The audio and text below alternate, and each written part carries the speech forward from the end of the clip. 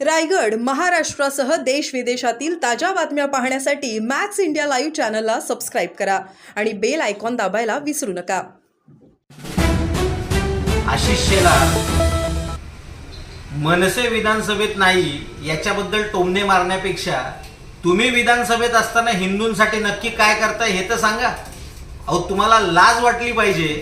स्वतःला हिंदुत्ववादी सरकार म्हणता आणि तुम्ही असताना, हिंदू असताना विधानसभेत हिंदूंची मंदिरं धोक्यात, हिंदूंच्या परंपरा धोक्यात, हिंदूंचे सण धोक्यात, हिंदूंच्या वक्फ बोर्डाच्या नावाखाली जमिनी धोक्यात, वक्फ बोर्डाने हिंदूंची गावं धोक्यात आणलेली आहेत, हिंदूंचे जीव धोक्यात, लव जिहादच्या नावाखाली हिंदूंच्या मुली धोक्यामध्ये, म्हणजे हिंदू संपूर्ण तुम्ही धोक्यात आणलेला असताना तुम्हाला लाज नाही वाटत का हो विधानसभेमध्ये कोण आहे कोण नाही याबद्दल प्रश्न विचारायला?